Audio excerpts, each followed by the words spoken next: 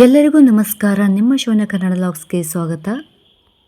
ಮನುಷ್ಯನ ದೇಹದಲ್ಲಿ ರಕ್ತ ಸಂಚಾರ ಸರಾಗವಾಗಿ ಆಗ್ತಾ ಇದ್ದರೆ ಯಾವ ಕಾಯಿಲೆನೂ ಬರದೆ ಅವನು ಫ್ಯಾಮಿಲಿ ಜೊತೆಗೆ ಆರಾಮವಾಗಿ ನೂರಾರು ಕಾಲ ಆರಾಮವಾಗಿ ಇರ್ತಾನೆ. ಅದೇ ರಕ್ತ ಸಂಚಾರದಲ್ಲಿ ವ್ಯತ್ಯಯ ಉಂಟಾದರೆ, ರಕ್ತ ಸಂಚಾರ ಸರಿಯಾಗಿ ಆಗ್ತಾ ಇಲ್ಲ ಅಂದರೆ ಹಲವಾರು ಪ್ರಾಬ್ಲಮ್ಗಳು ಸ್ಟಾರ್ಟ್ ಆಗ್ತವೆ. ನಮ್ಮ ದೇಹದಲ್ಲಿ ರಕ್ತ ಸಂಚಾರ ಯಾವುದೇ ಅಡೆತಡೆ ಇಲ್ಲದೆ ಸುಲಭವಾಗಿ ರಕ್ತ ಸಂಚಾರ ಆಗಬೇಕು ಅಂದರೆ ಈ ಮನೆಮದ್ದು ತುಂಬಾ ಒಳ್ಳೆಯದು. ಈ ಡ್ರಿಂಕ್ಸನ್ನು ಕುಡಿಯೋದ್ರಿಂದ ನಿಮ್ಮ ಪಾದದಿಂದ ಹಿಡಿದು ತಲೆಯವರೆಗೂ ರಕ್ತನಾಳಗಳಲ್ಲಿರುವಂಥ ಬ್ಲಾಕೇಜ್ ಮತ್ತು ಕೊಲೆಸ್ಟ್ರಾಲ್ಗಳನ್ನು ಕಡಿಮೆ ಮಾಡಲಿಕ್ಕೆ ತುಂಬಾ ಉಪಯುಕ್ತವಾಗಿದೆ. ಈ ಮನೆಮದ್ದು ಮತ್ತು ಈ ಡ್ರಿಂಕ್ಸನ್ನು ಕುಡಿಯೋದ್ರಿಂದ ನಿಮ್ಮ ರಕ್ತನಾಳಗಳಲ್ಲಿ ಎಲ್ಲೆಲ್ಲಿ ಬಂದಾಗಿರುತ್ತೆ, ಎಲ್ಲೆಲ್ಲಿ ಕೊಲೆಸ್ಟ್ರಾಲ್ ಸೇರಿಕೊಂಡಿರುತ್ತೋ ಅದನ್ನೆಲ್ಲ ಸಂಪೂರ್ಣವಾಗಿ ಕರಗಿಸಿ ನಿಮ್ಮನ್ನು ನಿರೋಗಿಯನ್ನು ಮಾಡಲಿಕ್ಕೆ ತುಂಬಾ ಒಳ್ಳೆಯದು. ಕೊಲೆಸ್ಟ್ರಾಲ್ಗಳಲ್ಲಿ 2 ಟೈಪ್ ಇರುತ್ತೆ. ಒಂದು HDL, ಇನ್ನೊಂದು LDL. ಒಂದು ಗುಡ್ ಕೊಲೆಸ್ಟ್ರಾಲ್, ಇಂದು ಬ್ಯಾಡ್ ಕೊಲೆಸ್ಟ್ರಾಲ್. ಈ ಬ್ಯಾಡ್ ಕೊಲೆಸ್ಟ್ರಾಲ್ ಉತ್ಪತ್ತಿಯಾಗದಂತೆ ಹೆಚ್ಚಾಗದಂತೆ ಈ ಮನೆಮದ್ದು ಸಹಾಯ ಮಾಡುತ್ತೆ. ಅಂದರೆ ಬ್ಯಾಡ್ ಕೊಲೆಸ್ಟ್ರಾಲು ಹೆಚ್ಚಾಗಬಾರ್ದು. ಬ್ಯಾಡ್ ಕೊಲೆಸ್ಟ್ರಾಲ್ ಒಂದು ವೇಳೆ ಹೆಚ್ಚಾದರೂ ಕೂಡ ರಕ್ತನಾಳಗಳಲ್ಲಿ ಈ ಬ್ಯಾಡ್ ಕೊಲೆಸ್ಟ್ರಾಲ್ಗಳು ಸೇರಿಕೊಂಡ್ರು ಅದನ್ನೆಲ್ಲ ಕರಗಿಸುವಂಥ ಶಕ್ತಿ ಈ ಮನೆಮದ್ದಿಗೆ ಇದೆ. ಹಾರ್ಟ್ ಬ್ಲಾಕೇಜನ್ನೆಲ್ಲ ಸಂಪೂರ್ಣವಾಗಿ ಕಡಿಮೆ ಮಾಡುತ್ತೆ. ಒಂದು ವೇಳೆ ಕೊಲೆಸ್ಟ್ರಾಲು ತುಂಬಾ ಜಾಸ್ತಿ ಇದ್ದರೂ ಅದನ್ನೆಲ್ಲ ಕಡಿಮೆ ಮಾಡಿ ಆರಾಮವಾಗಿ ಈ ಮನೆಮದ್ದನ್ನು ಪಡ್ಕೊಂಡು ಹಾರ್ಟ್ ಬ್ಲಾಕೇಜನ್ನು ಮತ್ತು ಹೃದಯ ಸಂಬಂಧಿ ಕಾಯಿಲೆಗಳನ್ನು ಕಡಿಮೆ ಮಾಡ್ಕೋಬಹುದು. ಈಗಾಗಲೇ ಹೃದಯ ಸಂಬಂಧಿ ಕಾಯಿಲೆಗಳಿಗೋಸ್ಕರ ಮಾತ್ರೆಗಳನ್ನು ತಗೊಂಡು ಅಂಥವರು ಕೂಡ ಈ ಟ್ಯಾಬ್ಲೆಟ್ಗಳನ್ನು ತೆಗೆದುಕೊಳ್ಳೋದ್ರ ಜೊತೆಗೆ ಈ ಮನೆಮದ್ದನ್ನು ಮಾಡಿಕೊಳ್ಬೋದು. ಜೊತೆಗೆ ಈ ಮನೆಮದ್ದನ್ನು ಮಾಡೋದ್ರಿಂದ ಮನುಷ್ಯನ ಬಾಡಿಯಲ್ಲಿರುವಂಥ ಫ್ಯಾಟ್ ಕೂಡ ಕಡಿಮೆ ಆಗುತ್ತೆ, ಕೊಬ್ಬು ಕಡಿಮೆ ಆಗುತ್ತೆ, ತೂಕ ಕೂಡ ಕಡಿಮೆ ಆಗುತ್ತೆ. ಎಷ್ಟೇ ದಪ್ಪವಾಗಿದ್ದರೂ ಆ ದಪ್ಪ ಆಗಿರುವಂಥ ಫ್ಯಾಟೆಲ್ಲ ಕರಗಿ ಹೋಗುತ್ತೆ ನೀರಿನಂತೆ. ಅದಕ್ಕೂ ಮುನ್ನ ನನ್ನ ಚಾನಲ್ನ ಯಾರು ಸಬ್ಸ್ಕ್ರೈಬ್ ಮಾಡ್ಕೊಂಡಿಲ್ಲ ಅಂದರೆ ಸಬ್ಸ್ಕ್ರೈಬ್ ಮಾಡ್ಕೊಳ್ಳಿ. ಹಾಗೆ ಪಕ್ಕದಲ್ಲಿರುವಂಥ ಬೆಲ್ ಐಕಾನ್ನ ಪ್ರೆಸ್ ಮಾಡಿ ನಾನು ಹಾಕಿರುವಂಥ ಎಲ್ಲ ವಿಡಿಯೋಗಳ ನೋಟಿಫಿಕೇಷನ್ ನಿಮಗೆ ಬಂದು ಫಸ್ಟು ತಲುಪುತ್ತೆ. ನಾವು ಕೊಬ್ಬು ಅಂತೀವಿ, ಇದನ್ನು ವೈಜ್ಞಾನಿಕವಾಗಿ ಕೊಲೆಸ್ಟ್ರಾಲ್ ಅಂತಾರೆ. ಈ ಕೊಲೆಸ್ಟ್ರಾಲ್ನ ಕಡಿಮೆ ಮಾಡೋದು ಹೇಗೆ ಅಂತ ನೋಡೋಣ ಬನ್ನಿ. ಮೊದಲೇ ನಾನಿಲ್ಲಿ ಒಂದು ತಪ್ಪಲೆಗೆ 1 ಗ್ಲಾಸ್ ನೀರನ್ನು ಹಾಕ್ಕೊಳ್ತಾ ಇದ್ದೀನಿ. ಅದಕ್ಕೆ 10ರಿಂದ 15ರಷ್ಟು ಒಣ ದ್ರಾಕ್ಷಿಯನ್ನು ಹಾಕ್ಕೊಳ್ತಾ ಇದ್ದೀನಿ. ನಿಮಗೆ ಕಪ್ಪು ದ್ರಾಕ್ಷಿ ಇದ್ದರೆ ಅದನ್ನು ಹಾಕ್ಕೋಬೋದು. ನಾನು ನೋಡಿ ಈ ಕಲರ್ ದ್ರಾಕ್ಷಿಯನ್ನು ಹಾಕ್ಕೊಂಡಿದ್ದೀನಿ. ಇದು ಎಲ್ಲರ ಮನೆಯಲ್ಲಿ ಸಾಮಾನ್ಯವಾಗಿ ಇದ್ದೇ ಇರುತ್ತೆ ಈ ದ್ರಾಕ್ಷಿ. ಇದರ ಜೊತೆಗೆ ನಾನು ಅರ್ಧ ಇಂಚು ಶುಂಠಿಯನ್ನು ಸ್ವಲ್ಪ ಜಜ್ಜಿಕೊಂಡು ಇದನ್ನು ಹಾಕ್ತಾಯಿದ್ದೀನಿ.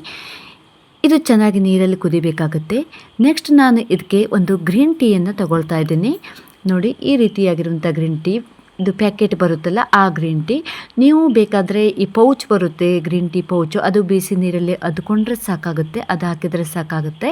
ನೋಡಿ ನಾನಿಲ್ಲಿ ಈ ಗ್ರೀನ್ ಟೀಯನ್ನು 1 ಸ್ಪೂನು ಹಾಕ್ತಾಯಿದ್ದೀನಿ. ನೋಡಿ 1 ಸ್ಪೂನ್ ಗ್ರೀನ್ ಟೀ ಪೌಡರನ್ನ ಹಾಕ್ತಾಯಿದ್ದೀನಿ. ಇದು ಕೂಡ ಇದರಲ್ಲಿ ನೀರಲ್ಲಿ ಚೆನ್ನಾಗಿ ಕುದಿಬೇಕಾಗುತ್ತೆ. ಈ ಗ್ರೀನ್ ಟೀ, ಒಣ ದ್ರಾಕ್ಷಿ ಮತ್ತು ಹಸಿ ಶುಂಠಿ ಇದೆಲ್ಲ ಚೆನ್ನಾಗಿ ಕುದಿಬೇಕಾಗುತ್ತೆ. ಇಲ್ಲಿ ನಾವು ಒಣ ದ್ರಾಕ್ಷಿಯನ್ನು ಬಳಸಿದ್ದೇವೆ. ಒಣ ದ್ರಾಕ್ಷಿಯಲ್ಲಿ ಐರನ್ ಅಂಶ ತುಂಬಾ ಜಾಸ್ತಿ ಇರುತ್ತೆ. ಇದರಲ್ಲಿ ಹಿಮೋಗ್ಲೋಬಿನ್ ಯಾರಿಗೆ ಕಡಿಮೆ ಇರುತ್ತೆ ಅದು ಕೂಡ ಜಾಸ್ತಿ ಆಗಲಿಕ್ಕೆ ಹೆಚ್ಚಾಗುತ್ತೆ. ಇಲ್ಲಿ ಮತ್ತು ನಾವು ಶುಂಠಿಯನ್ನು ಬಳಸಿದ್ದೇವೆ. ರಕ್ತದಲ್ಲಿ ಕೊಲೆಸ್ಟ್ರಾಲ್ ಆಗದಂತೆ ಈ ಶುಂಠಿ ತಡೆಗಟ್ಟುತ್ತೆ. ಇವಾಗ ನಾವು 1 ಲೋಟ ನೀರು ಹಾಕಿದ್ದೆಲ್ಲ ಅದು ಅರ್ಧದಷ್ಟು ಆಗುವಷ್ಟು ಚೆನ್ನಾಗಿ ಕುದಿಸಬೇಕು. ಇರುವಂಥ ಎಲ್ಲ ಪದಾರ್ಥಗಳ ಸತ್ವ ಚೆನ್ನಾಗಿ ಇದರಲ್ಲಿ ಬಿಟ್ಕೋಬೇಕು. ಇದನ್ನು ಇವಾಗ ನಾವು ಒಂದು ಫಿಲ್ಟ್ರಲ್ಲಿ ಹಾಕಿ ಚೆನ್ನಾಗಿ ಸೋಸ್ಕೋಬೇಕು. ಅರ್ಧ ಲೋಟದಷ್ಟು ಈಗ ನಮಗೆ ಇದರದ್ದು ನೀರು ಸಿಗುತ್ತೆ. ಇದನ್ನು ನಾವು ಹೇಗೆ ತಗೋಬೇಕು ಅಂದರೆ ಇದಕ್ಕೆ ನಾವು 1 ಸ್ಪೂನು ಜೇನುತುಪ್ಪವನ್ನು ಮಿಕ್ಸ್ ಮಾಡಬೇಕಾಗುತ್ತೆ. ಯಾರು ಶುಗರ್ ಪೇಷಂಟ್ ಇರ್ತಿರಲ್ಲ ಅವರು ಜೇನುತುಪ್ಪವನ್ನು ಮಿಕ್ಸ್ ಮಾಡೋದು ಬೇಡ. ನೋಡಿ 1 ಸ್ಪೂನು ಜೇನುತುಪ್ಪವನ್ನು ನಾನು ಮಿಕ್ಸ್ ಮಾಡ್ತಾ ಇದ್ದೀನಿ. ಇವಾಗ ಇದನ್ನು ಯಾವ ರೀತಿಯಾಗಿ ತಗೊಳ್ಬೇಕಪ್ಪ ಅಂದರೆ, ನಾವು ಊಟ ಮಾಡಿದ ನಂತರ ಇವಾಗ 1 ಲೋಟ ನೀರಿಗೆ ನೀವು 3 ಚಮಚ ಈ ರಸವನ್ನು ನೀವು ಹಾಕಬೇಕು. ಅಂದರೆ ಈಗ ನೀವು ಅರ್ಧ ಲೋಟ ಕಷಾಯ ಆಗಿರುತ್ತಲ್ಲ ಅದನ್ನು 3 ಭಾಗ ಮಾಡಿ, ಅಂದರೆ ಬೆಳಿಗ್ಗೆ ತಿಂಡಿ ತಿಂದ ನಂತರ ಒಂದು ಸಲ, ಆಮೇಲೆ ಮಧ್ಯಾಹ್ನ ಊಟ ಆದ ನಂತರ 1 ಗ್ಲಾಸ್ ನೀರಿಗೆ ಹಾಕ್ಕೊಂಡು ಕುಡೀರಿ, ಆಮೇಲೆ ರಾತ್ರಿ ಊಟ ಆದ ನಂತರ 1 ಗ್ಲಾಸ್ ನೀರಿಗೆ 3 ಚಮಚ ಹಾಕ್ಕೊಂಡು ಕುಡಿದ್ರಿ ಈ ಕಷಾಯವನ್ನು ಕುಡಿದ್ರೆ ತುಂಬಾ ಒಳ್ಳೆಯದು. ಹೀಗೇ ಕುಡಿತಾ ಬಂದರೆ ನಿಮ್ಮ ರಕ್ತದಲ್ಲಿ ಕೊಲೆಸ್ಟ್ರಾಲ್ ಅಂಶ ಕಡಿಮೆ ಆಗುತ್ತೆ. ಒಂದು ವೇಳೆ ಎಲ್ಲಿ ಬ್ಲಾಕೇಜ್ ಇರುತ್ತೆ ರಕ್ತದಲ್ಲಿ ಅದೆಲ್ಲ ಕರಗಿ ರಕ್ತ ಸಂಚಾರ ಸರಾಗವಾಗಿ ಕರಗಲಿಕ್ಕೆ ತುಂಬಾ ಒಳ್ಳೆಯದು. ಈ ಮನೆಮದ್ದನ್ನು ಈ ಥರ ಸಮಸ್ಯೆ ಇರೋರೇ ತಗೊಳ್ಬೇಕು ಅಂತೆಲ್ಲ, ಆರೋಗ್ಯವಂತರು ಕೂಡ ಅವಾಗವಾಗ ಮಾಡಿ ಕುಡಿತಾ ಬಂದರೆ ರಕ್ತ ಸಂಚಾರ ಸರಾಗವಾಗಿದ್ರೆ ಕೈಕಾಲು ನೋವು, ಯಾವುದೇ ಭಾಗದಲ್ಲಿ ನೋವಿದ್ದರೂ ಸಂಪೂರ್ಣವಾಗಿ ಕಡಿಮೆ ಆಗುತ್ತೆ, ವೇಟ್ ಕೂಡ ಕಡಿಮೆ ಆಗುತ್ತೆ. ಈ ಮನೆಮದ್ದು ಮಾಡೋದ್ರ ಜೊತೆಗೆ ನಾನು ಕೆಲವೊಂದು ಟಿಪ್ಸ್ಗಳನ್ನು ಹೇಳ್ತಾ ಹೋಗ್ತೀನಿ, ಅದನ್ನು ಫಾಲೋ ಮಾಡಬೇಕು. ಮಲಗೋಕ್ಕಿಂತ 3 ಗಂಟೆ ಮೊದಲು ನೀವು ಊಟ ಮಾಡಬೇಕಾಗುತ್ತೆ. ಅದರಿಂದ ನಾವು ತಿಂದಂಥ ಆಹಾರ ಚೆನ್ನಾಗಿ ಡೈಜೆಷನ್ ಆಗಿ ಚೆನ್ನಾಗಿ ನಿದ್ದೆ ಬರುತ್ತೆ. ಆದಷ್ಟು ಕರಿದ ಪದಾರ್ಥಗಳನ್ನ ತಿನ್ನೋದನ್ನು ಕಡಿಮೆ ಮಾಡಿ ಸಾತ್ವಿಕವಾದಂಥ ಆಹಾರವನ್ನು ತಿನ್ನಬೇಕು. ಜೊತೆಗೆ ಅರ್ಧ ಗಂಟೆ ವಾಕಿಂಗು ಇಲ್ಲ 15 ನಿಮಿಷ ಎಕ್ಸಸೈಸು ಮಾಡೋದನ್ನು ರೂಢಿಯಲ್ಲಿ ಇಟ್ಕೊಳ್ಬೇಕಾಗುತ್ತೆ. ಹೀಗೆ ಮಾಡೋದ್ರಿಂದ ಬ್ಲಡ್ ಸರ್ಕ್ಯುಲೇಷನ್ ಚೆನ್ನಾಗಿ ಆಗುತ್ತೆ, ನಮ್ಮ ಆರೋಗ್ಯ ಸುಧಾರಿಸುತ್ತೆ.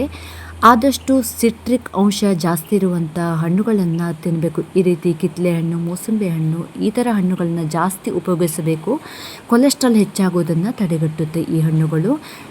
ಜೊತೆಗೆ ಹಸಿರು ತರಕಾರಿಗಳು, ಈ ರೀತಿ ಬೀಟ್ರೂಟ್ಗಳು, ಕ್ಯಾರೆಟ್ಗಳು ಅಂಥ ನಾವು ತರಕಾರಿಗಳನ್ನು ತಿಂತಾ ಇರಬೇಕು. ಇದನ್ನೆಲ್ಲ ನಮ್ಮ ದೇಹದಲ್ಲಿ ರಕ್ತ ಹೆಚ್ಚಾಗೋದಕ್ಕೆ ತುಂಬಾ ಒಳ್ಳೆಯದು. ಜೀವನದಲ್ಲಿ ನಾವು ಯಾವಾಗಲೂ ತುಂಬ ಆ್ಯಕ್ಟಿವಿಟಿಯಿಂದ ಇರಬೇಕಾಗುತ್ತೆ. ಆ್ಯಕ್ಟಿವ್ ಆಗಿ ವಾಕಿಂಗು ಎಕ್ಸಸೈಸನ್ನು ಮಾಡ್ತಾ ಇದ್ದರೆ ನಾವು ಎಷ್ಟೊಂದು ಆರೋಗ್ಯವನ್ನು ಸುಧಾರಿಸ್ಕೋಬೋದು. ಹಾಗಾದರೆ ಇಷ್ಟೊಳ್ಳೆ ಮಾಹಿತಿಯನ್ನು ಕೊಡಲಿಕ್ಕೆ ಒಂದು ಲೈಕ್ ಕಾಮೆಂಟನ್ನು ಕೊಡ್ತಿದ್ದೆ ತಾನೇ. ಇದುವರೆಗೂ ನನ್ನ ವಿಡಿಯೋ ನೋಡೋದಕ್ಕೆ ನಿಮಗೆಲ್ಲರಿಗೂ ಧನ್ಯವಾದಗಳು. ಇನ್ನೊಂದು ಉತ್ತಮವಾದ ವಿಡಿಯೋದೊಂದಿಗೆ ನಾನು ನಿಮಗೆ ಸಿಗ್ತೀನಿ. ಅಲ್ಲಿವರೆಗೂ take care, bye bye, see friends, thank you.